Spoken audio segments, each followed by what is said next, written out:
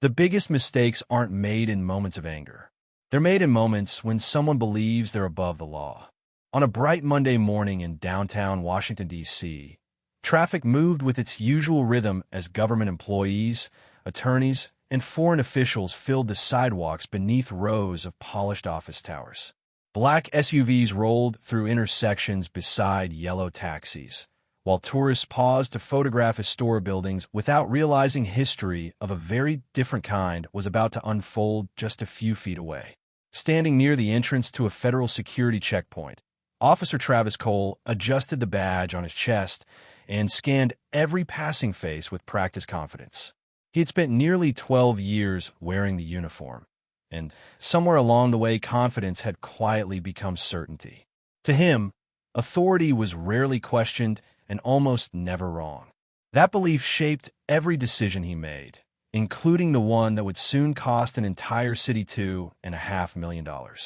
At exactly 9:17 a.m., a black luxury sedan displaying diplomatic license plates pulled smoothly to the curb. The driver stepped out first before opening the rear passenger door. From the vehicle emerged Ambassador Malcolm Reed, a tall black man in his early 50s wearing a tailored navy suit and carrying nothing more than a leather portfolio. His expression was calm, his movements measured, and every detail about him reflected years of discipline rather than wealth. People nearby barely noticed him. To most, he looked like another government official heading toward another meeting. Malcolm thanked his driver with a quiet smile before walking toward the entrance, already reviewing notes for an international trade conference scheduled to begin in less than 30 minutes. The meeting involved representatives from multiple nations, and every minute mattered. Yet before he reached the security doors, Officer Travis Cole stepped directly into his path. "Sir, I need to see your identification," Travis said with a tone that sounded less like a request than an order. Malcolm nodded politely. "Of course, officer." He reached inside his jacket slowly and presented his diplomatic identification along with his passport. Travis glanced at the documents for barely 2 seconds before his expression hardened. "Stay right here." Malcolm remained perfectly still. Around them, pedestrians slowed their pace, sensing tension without understanding its cause. Travis examined the diplomatic passport again, then looked back at Malcolm with visible skepticism. "Where did you get these credentials?" he asked. Malcolm answered evenly. "They were issued through the proper diplomatic channels. If you have any questions, I'd be happy to wait while you contact the State Department." Instead of easing the situation, those words seemed to irritate Travis even more. "I'll decide who I call," he replied sharply. Malcolm never raised his voice. "Officer, I respect your responsibility. I'm simply asking that the verification process follow the appropriate procedure." A few people nearby had already stopped walking. One woman quietly lifted her phone, sensing something unusual unfolding. Another man whispered to his coworker as they watched from across the plaza. Malcolm noticed the growing audience, but refused to let it change his composure. Years of diplomatic service had taught him that emotions often escalated conflicts while patience exposed the truth. Travis took one step closer. "You expect me to believe you're a diplomat?" Malcolm answered with the same calm expression he had worn since leaving his vehicle. "I don't expect you to believe me. I expect you to verify the documents through the proper authorities." The silence that followed lasted only seconds, but somehow felt much longer. Then Malcolm looked directly at the officer and spoke one final sentence, his voice steady enough that even those standing several yards away could hear every word. "Officer, the decision you make in the next few minutes will follow you for the rest of your career." Officer Travis Cole stared at the diplomatic identification again, turning it over in his hands as though he expected it to reveal some hidden flaw. The official seal, the federal markings, and every security feature appeared exactly where they should have been, but instead of treating the documents as evidence to verify, he treated them as something to challenge. Around them, the morning crowd continued to grow. Employees arriving for work slowed their pace without intending to become spectators. Yet the unusual exchange was impossible to ignore. Malcolm Reed remained exactly where he had been instructed to stand, his leather portfolio resting comfortably at his side. He never glanced at his watch, even though every passing minute brought him closer to missing a conference that diplomats from several nations had spent months preparing. His attention remained fixed on the officer standing in front of him. Experience had taught Malcolm that moments like this could either be resolved through professionalism or become far more complicated when pride replaced judgment. He chose patience. Travis folded his arms. "You said the State Department can verify this?" Malcolm nodded once. "Yes, officer. There is a 24-hour diplomatic verification office. They can confirm my credentials within minutes." Travis responded with a faint smile that carried little warmth. "Convenient answer." Malcolm did not react. "It is the standard procedure." The words were calm, direct, and impossible to mistake. A woman standing several yards away quietly whispered to the man beside her, asking whether diplomatic passports actually worked differently. Neither of them knew the answer, but both sensed that the conversation unfolding in front of them involved much more than an ordinary identification check. Nearby, Malcolm's driver stood beside the diplomatic sedan without interfering. He understood protocol. Any unnecessary interruption could complicate the situation further. Instead, he discreetly reached into his jacket and typed a brief message into his phone before slipping it back into his pocket. No dramatic gestures. No raised voice. Just a quiet notification sent to the embassy that an unexpected delay had occurred. Malcolm noticed the movement, but gave no indication that he had. His years representing his country had taught him that discipline often meant allowing established procedures to work rather than forcing immediate solutions. Travis walked around, Malcolm studying him with obvious suspicion instead of focusing on the credentials already in his possession. "What exactly is your business here today?" he asked. "I am attending an international policy conference," Malcolm answered. "The event begins shortly." "Anyone can say that." Malcolm nodded again. "That is why verification exists." The answer only seemed to frustrate Travis further. Every calm response appeared to make him more determined to prove that something was wrong. Another officer approached from across the plaza after noticing the growing crowd. He quietly asked Travis if everything was under control. Without taking his eyes off Malcolm, Travis replied, "I have it handled." The second officer glanced briefly at the diplomatic passport before looking back toward Travis with a hesitant expression, but he chose not to interfere. Several people had now begun recording from a respectful distance, not because anyone had created a disturbance, but because the unusual nature of the encounter had captured their attention. Malcolm remained composed despite the cameras. He understood that public perception could change in seconds, but facts remained facts regardless of who happened to be watching. He took one slow breath before speaking again. "Officer, I respectfully ask that you contact the appropriate federal office before making any further decisions. That protects both of us." For the first time, Travis looked directly into Malcolm's eyes without speaking. It was not uncertainty that filled the silence. It was determination. Unfortunately, it was determination aimed in exactly the wrong direction. Officer Travis Cole made his decision without placing a single verification call. Instead, he clipped Malcolm Reed's diplomatic identification to his own notepad and spoke into his shoulder radio, requesting additional units to assist with what he described as an ongoing investigation. The wording immediately changed the atmosphere. People who had merely been curious now sensed that something far more serious was unfolding. Malcolm listened carefully without interrupting. He understood the weight carried by official language. A few words spoken over a police radio could influence how every arriving officer viewed a situation before they even stepped out of their vehicles. He slowly folded his hands in front of him, making sure every movement remained deliberate and non-threatening. "Officer," Malcolm said quietly, "before this continues any further, I respectfully ask one final time that you contact the diplomatic verification office. This situation can be resolved in less than 5 minutes."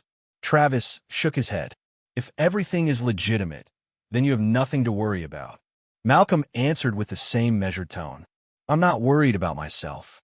I am concerned about the consequences of bypassing established procedures." Those words briefly caught the attention of the second officer standing nearby. He glanced toward Travis as if expecting him to reconsider, but Travis remained convinced that he alone understood the situation. His confidence had become stronger than his curiosity. Within moments, another patrol vehicle arrived, followed shortly by a supervisor who stepped onto the sidewalk and quietly asked for an update. Travis summarized the encounter in less than 30 seconds, emphasizing his doubts about Malcolm's credentials while omitting Malcolm's repeated requests to contact the proper federal authorities.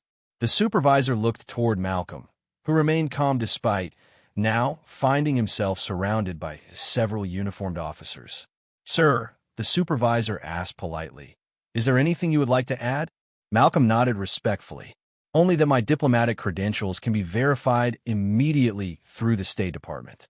I have requested that procedure several times because it protects everyone involved." The supervisor appeared thoughtful for a moment, but before he could respond, Travis interrupted. "He keeps repeating the same story." Malcolm looked directly at the supervisor rather than at Travis. "Because the truth has not changed." The statement was delivered without emotion, accusation, or frustration. Its simplicity made the surrounding silence even more noticeable. Across the street, more pedestrians had gathered. Several federal employees delayed entering their buildings, quietly discussing what they believed they were witnessing. Some assumed it was a routine security matter. Others questioned why someone carrying diplomatic identification had not yet been verified through official channels. Meanwhile, inside the diplomatic sedan, the driver's phone vibrated. A brief reply had arrived from the embassy. The message contained only one sentence: "Remain calm. We are responding." The driver read it once before locking his screen again. He never approached the officers, never raised his voice, and never attempted to intervene. Like Malcolm, he understood that professionalism often required extraordinary patience. Malcolm finally looked toward the large federal building only a few hundred feet away. Delegates from several countries were undoubtedly beginning to gather inside the conference hall, unaware that one of their principal speakers remained outside because a simple verification call had never been made. He returned his attention to the officers and spoke with quiet sincerity. "Gentlemen, every public servant carries responsibility. Mine is diplomacy. Yours is enforcing the law. Today, those responsibilities should be working together, not against each other." No one answered immediately. The words lingered in the morning air as distant sirens echoed somewhere beyond the city blocks. And although no one standing there realized it yet, the first phone calls inside multiple government offices had already begun. Officer Travis Cole took a slow breath before making the choice that would quietly set an entire chain of events into motion. Instead of reaching for the verification number Malcolm Reed had mentioned several times, he instructed another officer to retain the diplomatic passport while he continued what he insisted was a lawful investigation. Malcolm watched without resistance. His expression remained remarkably composed, but there was a subtle sadness behind his eyes, the kind carried by someone who had spent decades believing that experience could prevent misunderstandings, only to discover that assumptions sometimes spoke louder than facts. "Officer," Malcolm said calmly, "I am asking for procedure, not special treatment. Please contact the State Department. They can resolve this immediately." Travis answered without hesitation. "The procedure is what I decided is until I know exactly who you are." Malcolm lowered his eyes for a brief moment before looking back at him. "Respectfully, that is not how diplomatic protocol works." The supervisor shifted his weight uneasily. He had seen disagreements before, but something about Malcolm's confidence was difficult to ignore. It did not resemble someone inventing a story under pressure. Instead, it reflected someone who knew the rules well enough to understand precisely when they were being ignored. Around the plaza, more phones quietly appeared. Nobody shouted. Nobody attempted to interfere. The growing audience simply observed as the unusual encounter continued. A federal employee standing near the entrance whispered to a colleague that diplomatic immunity was governed by international agreements, not individual opinions. Another quietly searched the subject on his phone, reading government guidance while glancing back toward the officers. Across town, Inside the embassy, Malcolm's delayed arrival had already drawn attention. His assistant checked the conference schedule once more before informing the deputy chief of mission that the ambassador had not yet arrived despite leaving on time. The deputy reviewed the driver's brief message and immediately contacted the embassy's legal advisor. Within less than a minute, another secure call was placed to the Department of State's Office of Foreign Missions. No alarms were raised. No panic spread through the building. Experienced diplomats understood that calm communication often solved problems faster than emotional reactions. Back outside, Malcolm's driver remained beside the sedan, his posture professional despite the uncertainty. He noticed two dark government vehicles turning onto the avenue several blocks away. Although from that distance, it was impossible to know whether they were connected to the situation. He simply continued waiting exactly where protocol required. Travis looked once more at the diplomatic passport before placing it inside a document envelope. "Until I finish my investigation, these stay with us," Malcolm answered quietly. "Those documents are official diplomatic credentials. Every additional minute they are withheld creates a larger problem than you may realize." Travis dismissed the warning with a brief shake of his head. To him, Malcolm's confidence sounded less like professional advice and more like an attempt to pressure law enforcement. The possibility that the ambassador was actually trying to protect everyone involved never crossed his mind. The supervisor finally spoke. "Travis, are you certain we should not verify this first?" For the first time since the encounter began, Travis answered with unmistakable certainty. "If we verify every story before acting, we stop doing our job." Malcolm looked toward the supervisor instead of responding to Travis. His voice remained steady. "Sometimes verifying the facts is exactly the job."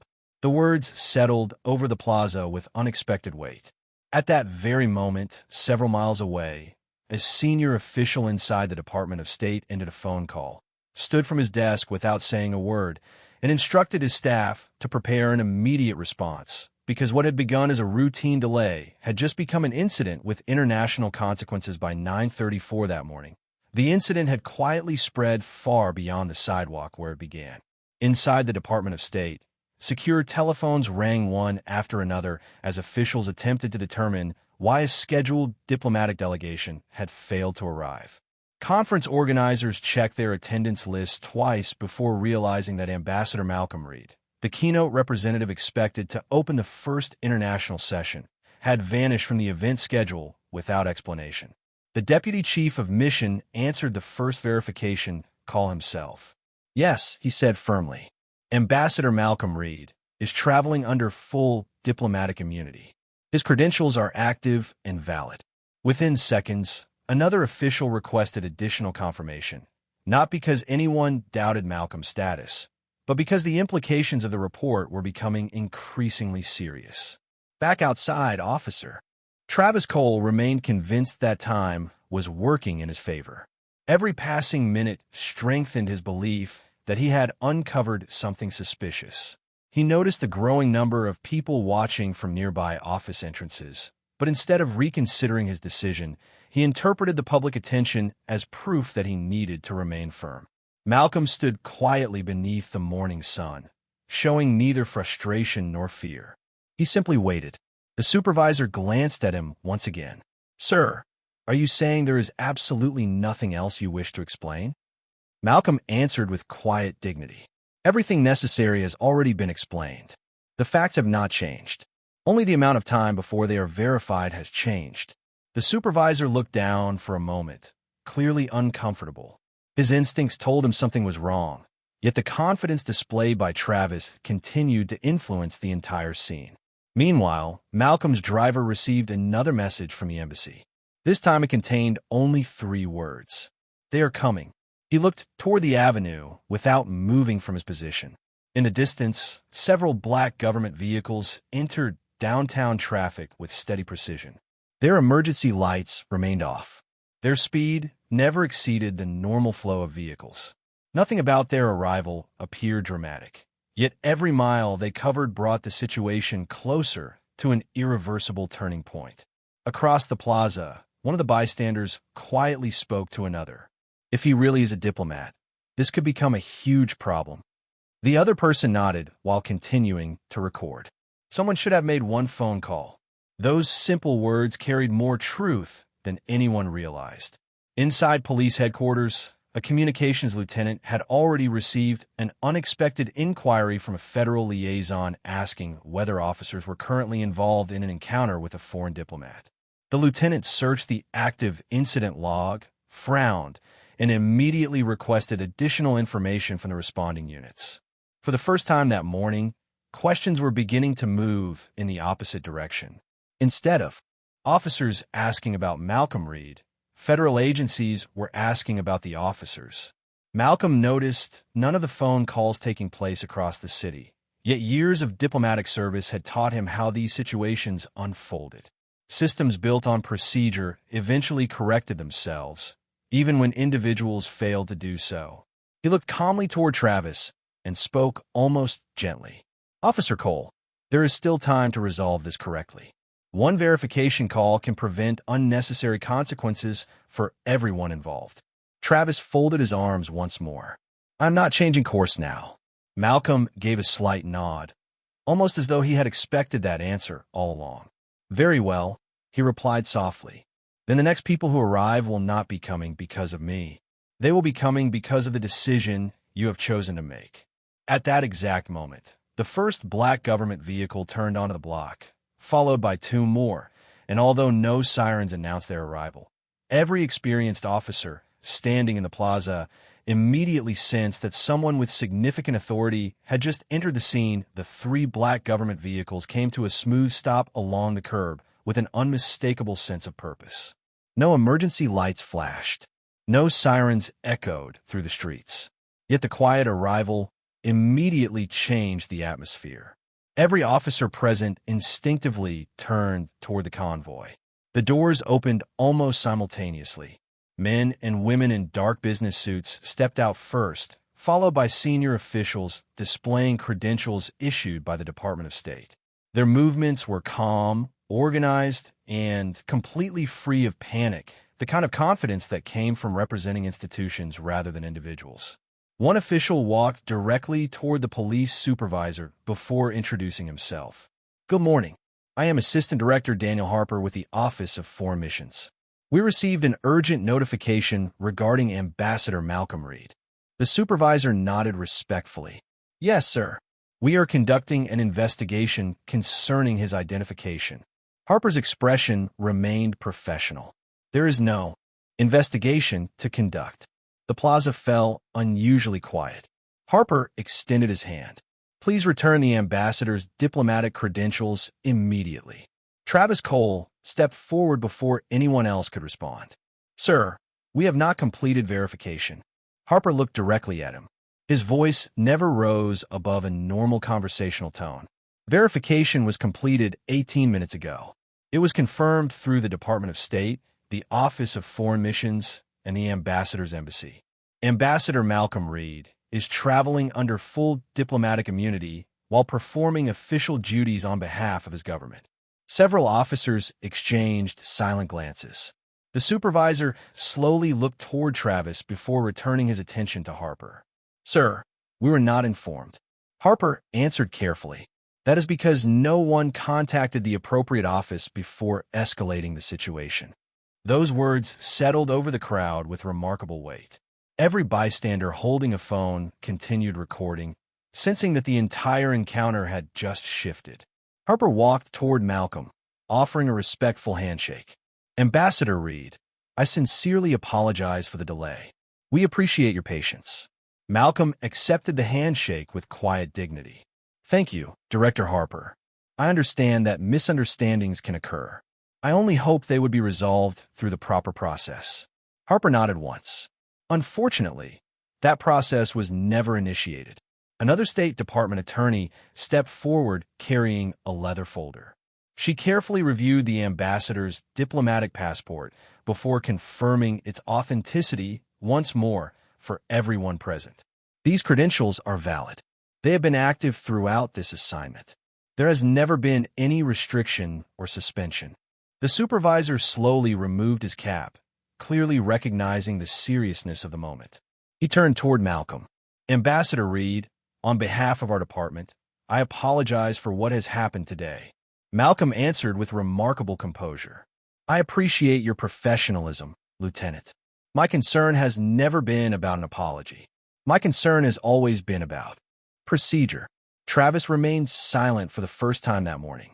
The certainty that had guided every decision now gave way to visible uncertainty. He looked toward the returned diplomatic passport as Harper handed it back to Malcolm with both hands, treating it with the respect reserved for official international documents. Harper then addressed the assembled officers one final time. "Diplomatic immunity is not a personal privilege. It exists to protect international relations and ensure governments can conduct official business without unlawful interference. Every officer is expected to understand that responsibility." The words carried no anger, only unmistakable authority. As Malcolm placed the passport inside his jacket, his phone vibrated softly. A message from the conference organizers simply read, "We have delayed the opening session. Everyone is waiting for you." Malcolm looked toward the federal building only a short distance away before quietly thanking the officials who had arrived. Behind him, cameras continued recording, because although the misunderstanding had finally been corrected, everyone standing in the plaza sensed that the real consequences of the morning had only just begun within an hour. The videos recorded by witnesses had spread across social media, local newsrooms, and government offices with astonishing speed. What began as a routine morning outside a federal building had become a national discussion about professional judgment, public trust, and the importance of following established procedures. Every recording showed the same sequence of events. Ambassador Malcolm Reed repeatedly requested official verification. He remained respectful. He never argued. He never attempted to leave. He simply asked that the proper federal office be contacted before decisions were made. The videos also revealed that those requests had been ignored. By early afternoon, the police department issued a brief statement confirming that an internal administrative review had been opened. The statement avoided conclusions, but acknowledged that questions had been raised regarding compliance with departmental policy during an encounter involving a foreign diplomat. Reporters immediately sought additional comments from city officials, while legal analysts appearing on national television explained the significance of diplomatic immunity and the obligations imposed by international agreements recognized by the United States. Inside City Hall, the atmosphere was considerably less calm. The city attorney convened an emergency meeting with senior officials, risk management advisors, and representatives from the police department. Copies of witness videos were projected onto conference room screens while attorneys carefully documented every decision made during the encounter. One issue quickly became impossible to ignore. Multiple opportunities to verify Ambassador Reed's credentials had existed before the situation escalated, yet none of those opportunities had been taken. Every missed verification became another documented point of concern. The city attorney finally closed one of the files and spoke quietly. "If these facts remain unchanged, our financial exposure will be significant." No one in the room disagreed. At the Department of State, officials completed their own report before forwarding formal communications through diplomatic channels. Their concern extended beyond one individual. Delays involving accredited diplomats could affect international cooperation, future negotiations, and confidence between governments. Procedures existed precisely to prevent situations like this from occurring. Meanwhile, Ambassador Reed attended the international conference he had nearly missed. He never mentioned the morning during his opening remarks. Instead, he spoke about economic partnerships, mutual respect, and the value of institutions that honored both law and accountability. Those listening inside the conference hall had no idea that only an hour earlier he had been standing outside requesting nothing more than a simple verification call. His professionalism impressed everyone who knew the full story. Back at police headquarters, Officer Travis Cole was instructed to surrender his field assignments pending the outcome of the administrative review. No public accusations were made against him, and no immediate conclusions were announced. Department leadership emphasized that the review would examine every action, every communication, and every decision in chronological order.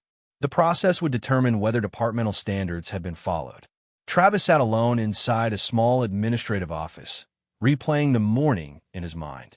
For the first time, he remembered Malcolm's repeated request to contact the State Department. He remembered the calm voice, the patient explanations, and the warning that one decision could carry lasting consequences. At the time, those words had sounded like confidence. Now, they sounded like an opportunity he had chosen to ignore. Late that afternoon, another meeting concluded inside the office of the city attorney. After reviewing the available evidence, legal advisors estimated that the city's potential liability, including diplomatic claims, legal expenses, administrative costs, and negotiated settlement exposure, could exceed $2.5 million. The room fell silent. It was a staggering figure, created not by a complicated international dispute, but by a decision that could have been avoided with one professional phone call made at the very beginning 2 weeks later. The findings of the administrative review were presented to city leadership, the police department, and representatives from the Department of State. The report reached one conclusion with remarkable clarity. The incident had not been caused by missing information. The necessary information had been available from the beginning. The failure came from ignoring established procedures that existed specifically to prevent misunderstandings involving accredited diplomats. Every recommendation in the report pointed toward the same lesson. Verification must always come before assumption. Accountability must always come before pride. Later that afternoon, the mayor stood behind a podium inside City Hall and addressed reporters gathered from across the country. Cameras filled the room as he acknowledged that the city had failed to meet the professional standards expected during the encounter involving Ambassador Malcolm Reed.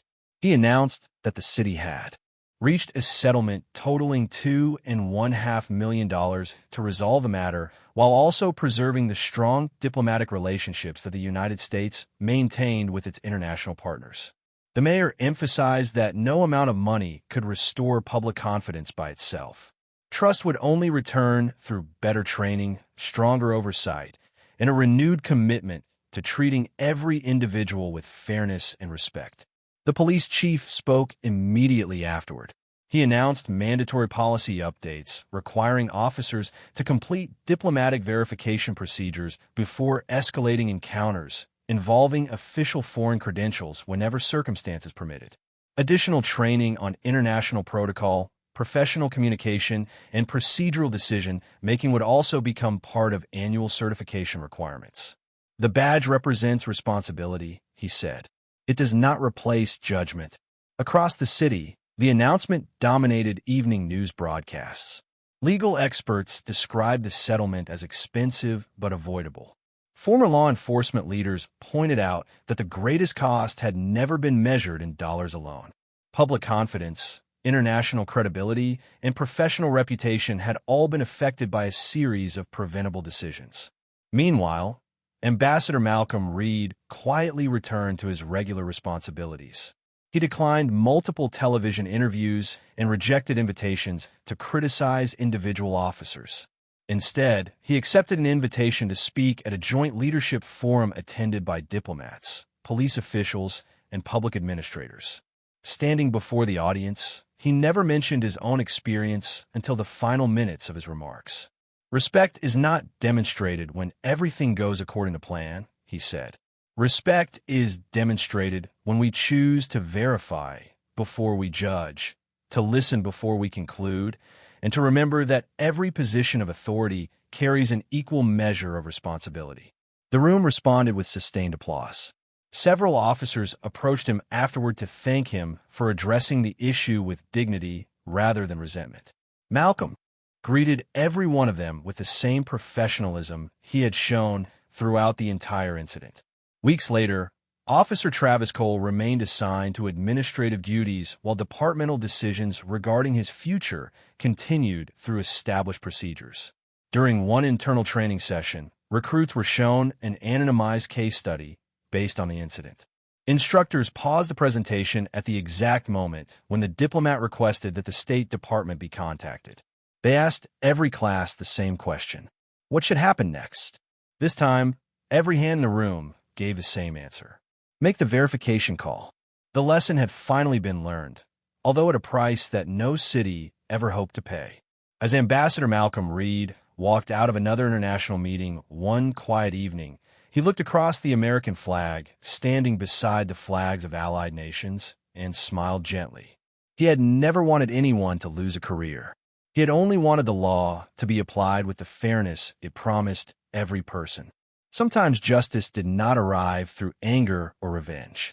Sometimes it arrived through patience, truth, and one undeniable reminder that no badge, no title, and no assumption would ever stand above the rule of law. Months after the settlement was finalized, the incident was no longer remembered simply as an unfortunate misunderstanding outside a federal building. It had become a case study discussed in police academies, public administration programs, and diplomatic training seminars across the country. Instructors no longer focused only on what had gone wrong. They focused on what could have prevented every consequence that followed. One unnecessary assumption, one ignored procedure, one phone call that was never made. Those 3 lessons became the foundation of every discussion. Officer Travis Cole rarely spoke publicly about the experience. He understood that some mistakes continued teaching long after the moment itself had passed. During a later departmental review, he acknowledged that confidence without verification had influenced his decisions more than evidence had. It was not an easy admission, but it was an honest one. His supervisors reminded every officer that authority carried its greatest value when exercised with restraint, humility, and respect for established law. The badge represented public trust, not personal certainty. Ambassador Malcolm Reed continued representing his country with the same quiet professionalism that had defined his entire career. International meetings resumed. Trade agreements moved forward. Diplomatic relationships remained strong because institutions on both sides had chosen accountability over denial. On several occasions, younger diplomats privately asked him how he had remained so calm throughout such a difficult experience. Malcolm always gave nearly the same answer: if I allow someone else's mistake to determine my character, then I surrender the very principles I've spent my life defending. Those words stayed with many who heard them. They understood that dignity was often demonstrated not through dramatic speeches, but through consistent discipline when circumstances became difficult. The city also continued honoring the commitments announced after the review. New verification policies became standard procedure. Annual training expanded to include diplomatic protocol, cultural awareness, and decision-making under pressure. Supervisors encouraged officers to ask questions whenever uncertainty existed instead of assuming that hesitation reflected weakness. The changes required time, but gradually they reshaped expectations throughout the department. Community organizations noticed the effort. Federal partners acknowledged the improvements.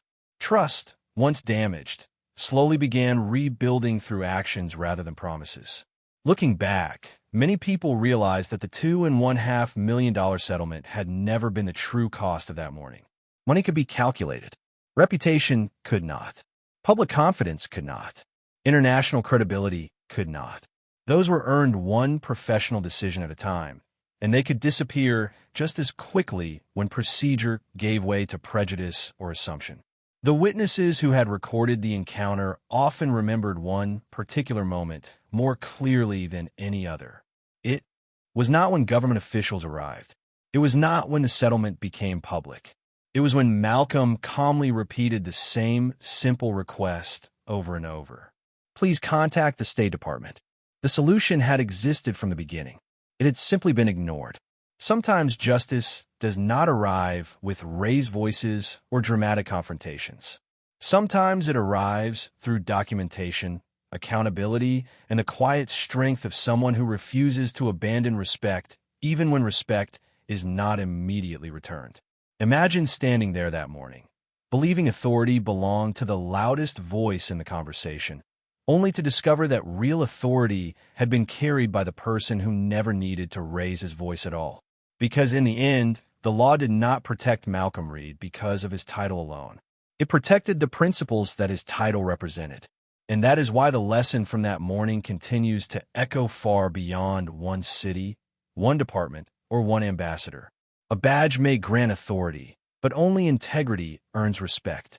And the moment authority stops listening to the truth, justice quietly begins preparing its reply. Please like and subscribe to the channel to hear more stories of justice.